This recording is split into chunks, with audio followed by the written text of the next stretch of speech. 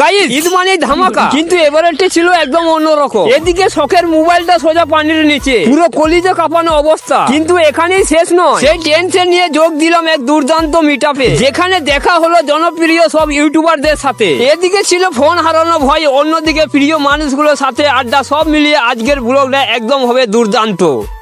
So hello guys, আসসালামু আলাইকুম। কেমন আছো সবাই? আমি হলাম বাঁকুড়া জেলা ছোট একটা কন্টেন্ট ক্রিয়েটর। এইদিকে আবার ভোরবেলা থেকে হচ্ছিল বৃষ্টি, তাই ঈদের দিনে গোসল সেরে বেরিয়ে পড়ছিলাম সকাল বেলায় নামাজের উদ্দেশ্যে। তারপরে আমি চলে আসি ঈদগাহ মহল্লাতে। আর আসার পরে মনে হলো যে শুধু আমি এখানে আসতে বাকি ছিলাম, কারণ আমার আগে সবাই চলে এসেছিল। তারপরে আমাদের নামাজ কমপ্লিট হয়ে যায়, আর আমরা সব বন্ধুরা এক এক করে ফটো তুলে যাই। তারপরে নামাজ কমপ্লিট করে সব বন্ধুরা মিলে একটা ভিডিও শুট করছিলাম। সেখানে ভিডিও শুট কমপ্লিট করে আমরা আবার বেরিয়ে গেছিলাম রন্ডিয়ার উদ্দেশ্যে। ফাইনালি গাইস তারপরে চলে আসি আমি রন্ডিয়া ড্যামেতে। তো গাইস দুঃখের কথা কি বলবো আপনাদেরকে, এই ফোনটা কিন্তু আমার এই রন্ডিয়া ড্যামেতে পড়ে গেছিল, ঠিক আছে। এই বন্ধুরা ছোট ভাইটা আছে, এই অনেকটাই সাহায্য করলো, এবং তার সাথে একটা ভাইপো ছিল আমাদের সঙ্গে এসছে, বাট সে বন্ধুর মতনই, সে নেমে ফোনটাকে বের করে দিল আর কি। তো ফোনটা এখন সুইচ অফ আছে।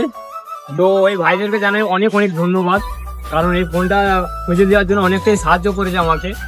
তো কি বলবো আর, মানে দুঃখের কথা, চোখে পানি আসছে, কিন্তু বুকে অনেকটাই ব্যথা আছে আমার, ঠিক আছে। ফোনটা খুলবে কিনা জানি না, যেহেতু আমি ভিডিও বানাই, কিন্তু ভিডিওটা এখন আমার ফোনে বানাচ্ছি না, জানি না কবে আপলোড হবে। বাস এই পর্যন্তই, ঠিক আছে। কিন্তু এই ভাইদেরকে অনেক অনেক ধন্যবাদ। গাইজ রন্ডিয়া ড্যাম আমরা টোটাল 6 জন গিয়েছিলাম বন্ধুরা মিলে। তারপরে যাওয়ার পর আমার বন্ধুরা যে যেখানে পারছিল ফটো নিচ্ছিল, আর আমি একটা বন্ধুকে নিয়ে সাইডে সাইডে ঘুরছিলাম। যে মুহূর্তটায় আমার কাছে আর কোনো মোবাইল ছিল না, যখন মোবাইলটা পড়ে যায় পানিতে, আর আমার বন্ধুরা অন্য সাইডে ছিল। তারপরে আমি দৌড়ে দৌড়ে যাই তাদের কাছে আর বলি যে আমার মোবাইলটা এরকম পানির নিচে পড়ে গেছে, তো মোবাইলটা যেমন কাছে তোলার ব্যবস্থা করতে হবে।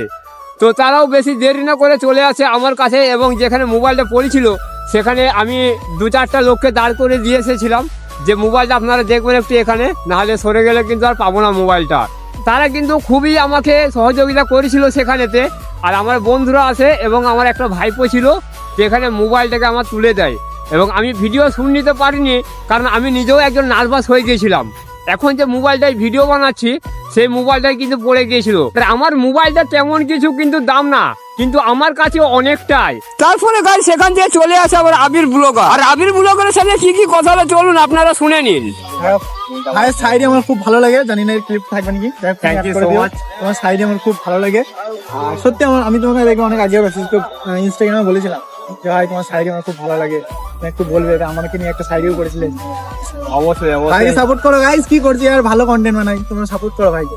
থ্যাংক ইউ সো মাচ আবির ভাইকে এত সুন্দর একটা কথা বলার জন্য। জানি না আমি কতটা মানুষের মনে আছি, কিন্তু বাট অনেক মনে আছে, আমার মনে আর তোমাদেরও আছে যারা দেখছো। Thank you so much guys. Abir ভাইয়ের কথা শুনে যে আমার এতটাই ভালো লেগেছিল যে কি আর বলবো। ভাই কিন্তু খুবই একজন ভালো মনের মানুষ, আর তার ব্লগ কিন্তু অসাধারণ লাগে। তারপর সেখানে আবির ভাইয়ের সাথে গল্প শেষ করে আমরা আবার যাচ্ছিলাম ওই পাড়েতে, কারণ আমরা যাবো সিল্লার পাড়। তো গাইস আজকের ব্লগটা এই পর্যন্তই ছিল, দেখা হচ্ছে আবার অন্য কোনো ব্লগে। আর আমার চ্যানেলে যদি নতুন কেউ এসে থাকেন তাহলে প্লিজ সাবস্ক্রাইব করে দিবেন এরকম নতুন নতুন ব্লগ দেখার জন্য।